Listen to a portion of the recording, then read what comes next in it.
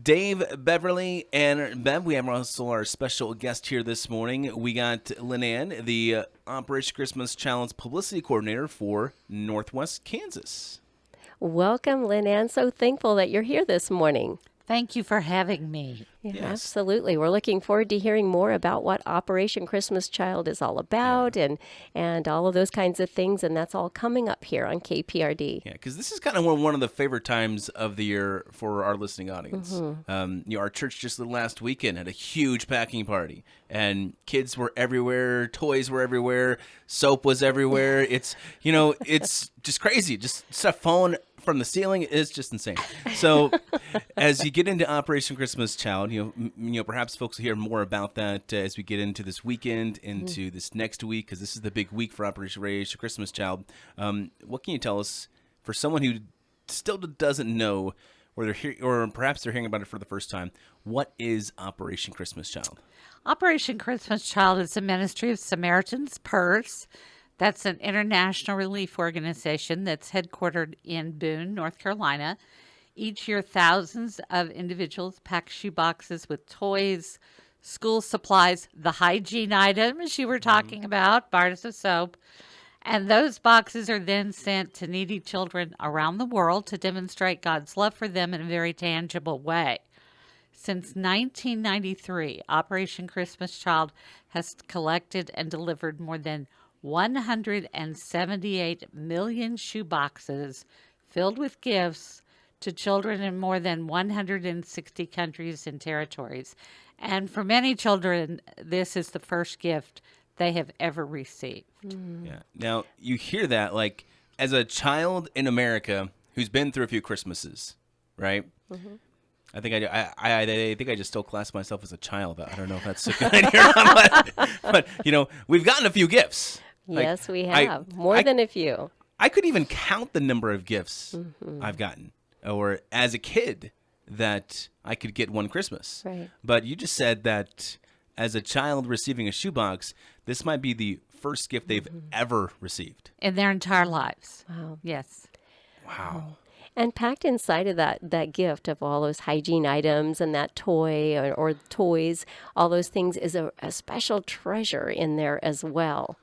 A piece of literature that could perhaps change the trajectory of their life for eternity. That's right. Each shoebox contains a pamphlet in the language that child speaks, telling them about God and Jesus Christ and his love for them. And so every child who gets a shoebox gets that booklet, which they then take home to their families. This is an important concept of Operation Christmas Child. It's not just the child who is affected. Hopefully, it's an entire family who's affected. And that family then has the opportunity to talk about what's in that pamphlet with neighbors.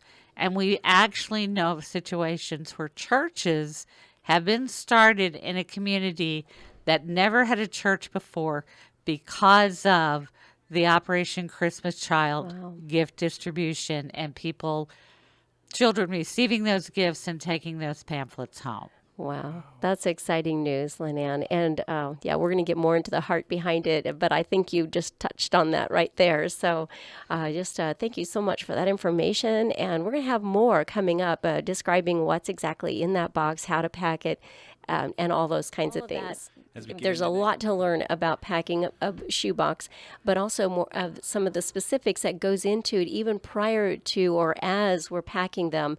And you mentioned a prayer walk that's planned for Monday. We have 2 collection sites in Hayes this year. And collection sites are where people can go to drop off their boxes after they've got them packed.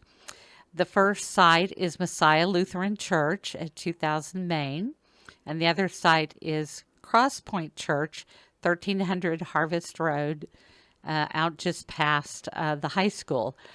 Both of those sites will be having prayer walks Monday to kick off Collection Week. Collection Week is November 16th through November 23rd. And so the prayer walks are a way where people come together and basically pray over the boxes, pray over the safety of the volunteers. There are some changes this year to how the boxes are being collected, and I'll talk about that here in a little while.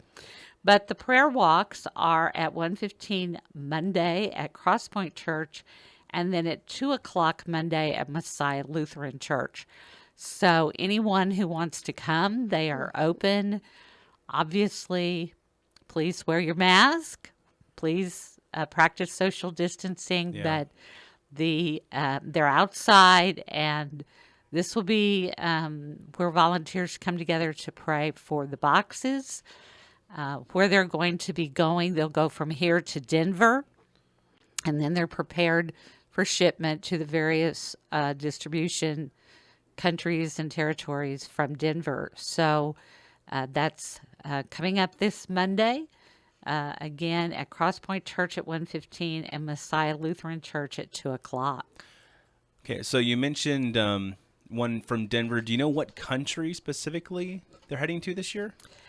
We won't know that until after they're shipped out. Okay. I can tell you where the boxes from Hayes went last year. Okay. Last year, they went to South Africa, Ghana, Mexico, and Indian reservations in the United States in New Mexico, Arizona, and North and South Dakota. Wow. And those Native American reservations in North and South Dakota are among the poorest areas in the United States in terms of poverty level. Those are the poorest areas in the United States. So for people who say, well, you know, I'm all for helping children, but we ought to be helping children in the United States too. Well, we are. We are helping children in the United cool to know. States. Yeah. I didn't know that before. That's interesting. Wow, good. Here's a quick question for you. So you mentioned prayer walks. Now, those are the two locations in Hayes. For our listening audience, we get into like 25, 26 or so counties. For an Operation Christmas Child Collection Center or for, a church, is that something you think would be kind of fun to jump on, to kind of a prayer walk or a prayer gathering for a collection site? And, whether it's or perhaps as I'm packing a shoebox, to pray over the shoebox? I think prayer is the most important thing that you can do when you first start thinking about who this child is who's going to be receiving my box. You have a choice of a boy or a girl that you can pack for, and you have 3 age groups that you can select from.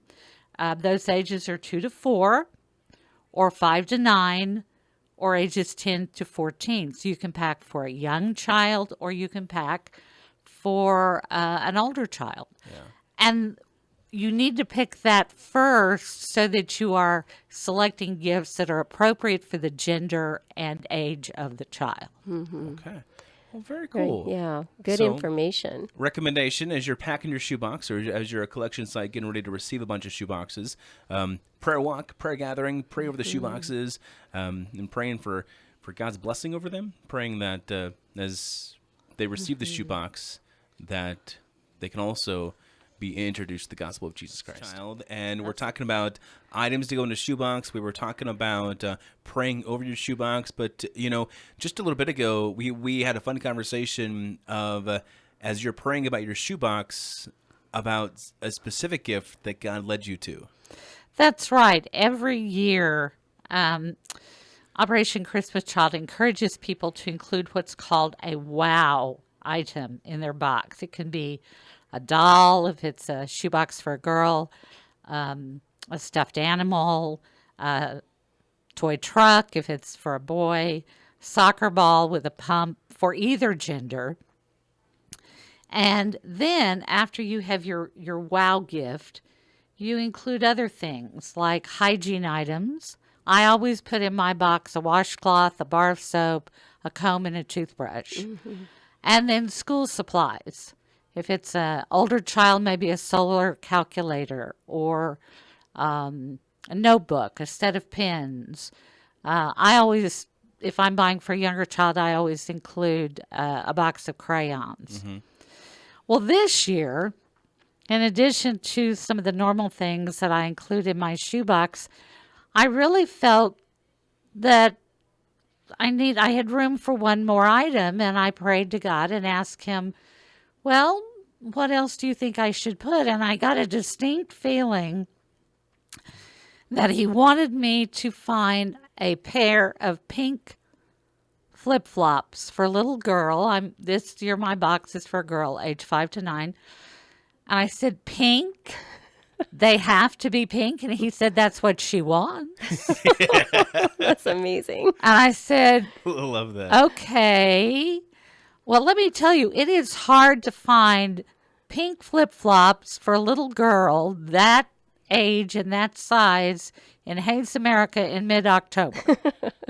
I bet. I wish he had told me this back in July or August, and he said, you didn't ask me then. That's perfect. So I went out, and finally, after visiting several stores, I found a store with a young man, a clerk, who said, I think maybe we have a box of leftover flip-flops back in our storeroom. I might be able to find it. And I said, oh, that would be great. And he kind of looked at me. Okay. And he was gone. He was gone a long time. And he came back and he said, ma'am, these are all the flip-flops I could find. I don't know if what you want is in here, but this is all we have. And he opened this dusty box, and right on top was a pair of pink Oh, wow. flip-flops Oh, that's amazing. that I hope are the right size. But at any rate, those pink flip-flops are on the top of my box. When that little girl opens her box, Yeah. that is what she is going to find right on top of the box. Oh, that's precious. Awesome. So, What a great example of praying over that box before you send it, even while you're packing it. even while you're That's packing, amazing. yes. Or maybe you want to pray in July about the box. I think so. I think so. And I used to kind of shop all year long for items in my box. I think I'm going to go back to doing that. Now, there are some things that you cannot put in your box. You cannot put food Yeah. because customs inspectors toss that out. Well, I mean, if you put in like a roast beef sandwich, it may not be good by the time it gets to your shoebox. I will was not thinking be. more of a roll of lifesavers, Dave. But used to be, we could include those items. No longer. We can't include toothpaste any longer. No liquid items, nothing made of glass, so glass snowballs, paperweights are out. How about real weights? That might increase the shipping cost. And we asked donors to also include $9 to cover the cost of shipping. Yeah. And so they're little envelopes that you can put your $9 check into. Or you can go online to the Samaritan's Purse Operation Christmas Child website, and you can pay your $9 online. If you want to, you can even get a tracking label that you print out, put on your box, and then after it is shipped off, you can go online and enter that tracking number, and it will tell you what country your box was shipped to. Oh, That's that's cool. cool. That's cool. That's neat. So in about, say, 15, 30 seconds, can you give me some top items you think would be good in a shoebox? Sure. Any kind of stuffed animal. If it's a little girl, small dolls work well. I mentioned toy trucks for little boys or toy cars. Yo-yos. This year I included a jump rope. Like I said, school items, crayons, coloring books for younger children. In the past, I've included slinkies, although they're getting kind of hard to find. But and of course your hygiene items, as long as they're non-liquid items. Non-liquid item. Oh, Okay. that's great. Thank you so much, Linn Ann. That's a precious story and very helpful as far as finding out what items we should put in our shoebox here this year. Hey, coming up, we'll have more details on how COVID has changed things a little bit for the shoebox here this year. It is a little different. So more on that just ahead. Right now, it's and how COVID is playing a role into our shoeboxes, how things are different for our collection sites this year. Well, every drop-off location, and as I mentioned, we have 2 drop-off locations here in Hayes, Crosspoint Church and Messiah Lutheran Church, and the drop-off times and days will be posted on the KPRD calendar. So I'm not going to list all those, but each drop-off location will have directional signage to facilitate a curbside drop-off experience. So when a donor arrives at the drop-off location, they'll follow the signs to where it says park here, and then a greeter will come up and will remove their shoebox or boxes from their vehicle. And the person doesn't even need to get out of the car. In fact, we really don't want them to get out of the car. All volunteers will be wearing masks. There is a form that donors fill out saying how many boxes they're dropping off and so on. And they'll be able to either scan a QR code into their phone and sit there in their driver's seat and fill out their form on their phone. Or if they prefer a paper phone, then someone with gloves on will hand them that paper form, and they'll sit there in their car and fill out the paper form. And that doesn't take long. It probably takes less time than what I've used describing how to do it. So the volunteers will take their form and make sure it's filled out. And then the volunteer will also take any prayer request from the donors.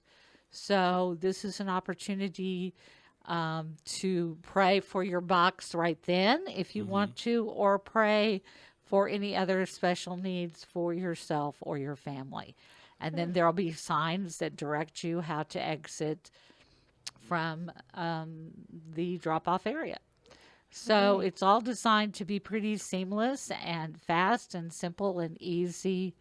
And as I said, all of the volunteers will be wearing masks, and if they're dealing with the driver at all, wearing There's gloves. a new convenient way now that we can package them, especially since collection dates really looming ahead very closely. And so how can we do that?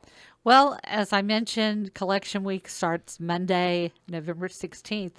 And for those who haven't packed a box before or it just slipped up on them this year, you can go online to SamaritansPurse.org, Operation Christmas Child, to what's called the Build Online link to select gifts matched to a child's specific age and gender. And then these boxes are built online. And I didn't know this until I was preparing for this interview, but those boxes are shipped to countries that are often closed to outsiders that are very restricted. But churches and other groups that are already in those countries partner with Operation Christmas Child to take those boxes to various distribution sites within their countries. So Interesting. the Build-A-Box online program serves a very, very important function because those boxes go to countries where outsiders really are not allowed. And in this day and age of COVID, that's becoming more and more frequent, where outsiders are not allowed into many countries now. Yeah. Understandably. Wow. Well, we've been learning a lot about packing a shoebox and all that goes into it. So much great information, Linn Ann. Thank you for being with us.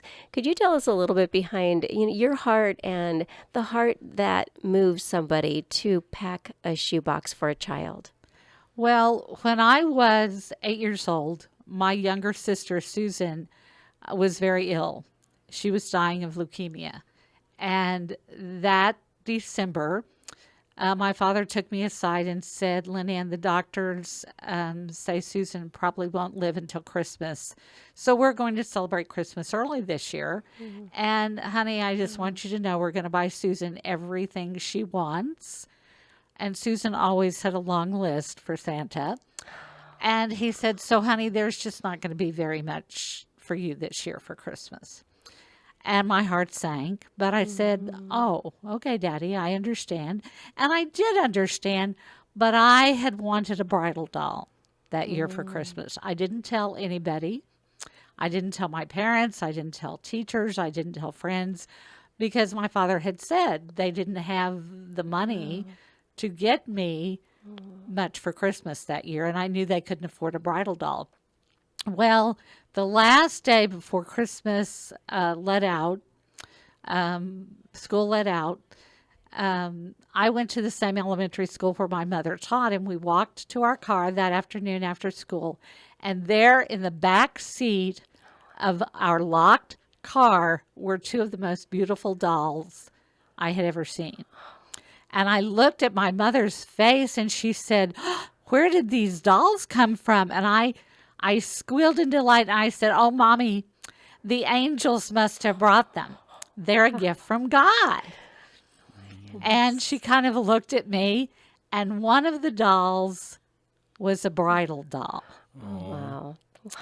Amazing. And one of the reasons that I pack boxes for Operation Christmas Child is because I remember the joy that I felt that year, not just at receiving a doll for Christmas, when I'd already accepted the fact I probably wouldn't get anything for Christmas, but the joy and the realization in knowing God knew me. He knew the desires of my heart.